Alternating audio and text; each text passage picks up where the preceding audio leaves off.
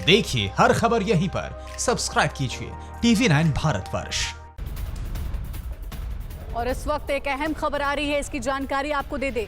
LNJP hospital के nursing staff से मिले हैं गृह मंत्री अमित शाह। इस मौके पर गृह मंत्री अमित शाह ने नर्सिंग स्टाफ को धन्यवाद किया और उनका हौसला भी बढ़ाया। वहीं स्टाफ का कहना है कि गृह मंत्री के आने से उनका मनोबल हाई है। वो भी अमित शाह जी आए हैं, होम मिनिस्टर जी आए हैं तो उसे ताकत तो मिली है, जोश बढ़ा है, जज्बा बढ़ा है। जोश बढ़ा के गए वो हमारा। और अच्छा लगता है कोई जब आता है और सपोर्ट करने के लिए। ऐसा कहा कि मेरे को नर्सिंग पर्सन से स्पेशल मिलना है, इससे हमें बुलवाया गया और हम भी निकल के आए और सामने हमारे लिए मतलब एप्रिसिएशन की बातें उन्होंने कहा है, जो LNJP का और भी प्रोत्साहित करता है। इसलिए हम भी बहुत खुश और आनंदित हुए और काम में हमारे और भी एनर्जी हौसला बढ़ाया। यही बोला है नेट से फ्रेंड लाइन में, इसलिए मतलब हमें उनसे ही मिलना है करके वो हमें बुलाया, वो हमें मतलब मोटिवेशन मिलता है।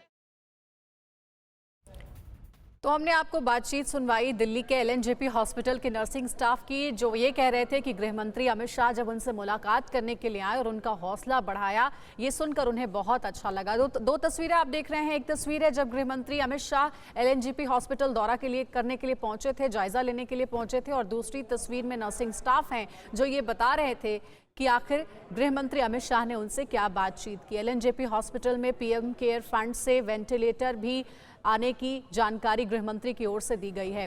ज्यादा जानकारी के साथ मेरे सहयोगी आमोद राय हमारे साथ जुड़ रहे हैं।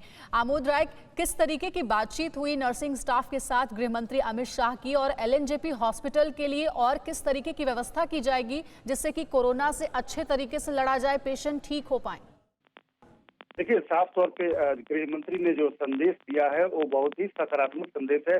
उन्होंने नर्सिंग स्टाफ को स्पेशली बुलवाया और उसके बाद उनसे मुलाकात किया और उनसे उनकी हौसला अफजाई की। जैसा कि आपने सुना कि वो खुद ही कह रहे हैं कि इस तरह के उनके बॉडी लैंग्वेज से हमारा मनोबल बढ़ा है और हम और जमकर काम कर सकेंगे।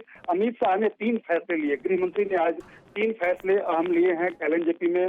पहला कि जो कोविड वार्ड है वहाँ पे लगाया जाएगा CCTV फुटेज। दूसरा, जो वहाँ कैंटीन है जिससे खाना लोगों को, मरीजों को दिया जाता है, उसमें उसका एक दूसरा हिस्सा भी बनाया जाएगा। आपात स्थिति में कभी किसी स्टाफ को अगर कोरोना निकल जाता है तो दूसरा कैंटीन चलता रहे।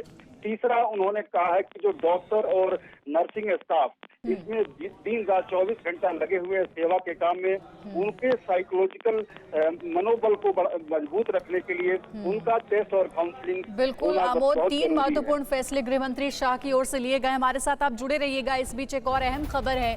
गृह मंत्री अमित शाह ने LNJP हॉस्पिटल का दौरा कर 3 बातों को लागू करने का निर्देश दिया, जिसकी जानकारी अभी आमोद दे रहे थे। कोविड-19 वार्ड में CCTV कैमरा लगाया जाएगा, ये अहम बात है, और साथ ही रेगुलर कैंटीन के अलावा एक दूसरा कैंटीन भी बनाया जाएगा ताकि जो संक्रमण है उसकी स्थिति में कंट्रोल हो, यानी कि संक्रमण फैले ना। और साथ ही साथ दिन रात की ड्यूटी कर रहे सभी डॉक्टरों की साइको सोशल काउंसलिंग की भी बात कही गई है ताकि दबाव की स्थिति में मानसिक रूप से मजबूत बने रहें। इन तीनों ही महत्वपूर्ण फैसलों की जानकारी आपने दी है आमोद, लेकिन साथ ही LNJP हॉस्पिटल में कहा जा रहा था कि PM केयर फंड से वेंटिलेटर की भी व्यवस्था की जाएगी, तो उससे जुड़ी कोई जानकारी मिल पाई है?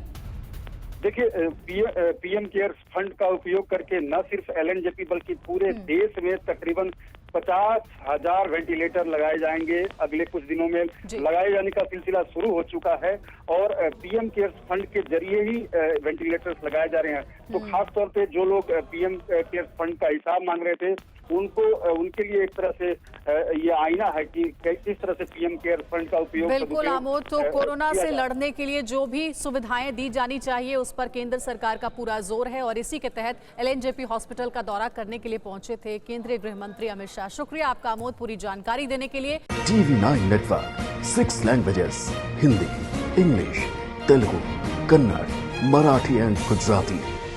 56 crore impressions. India's #1 news network. TV9 network.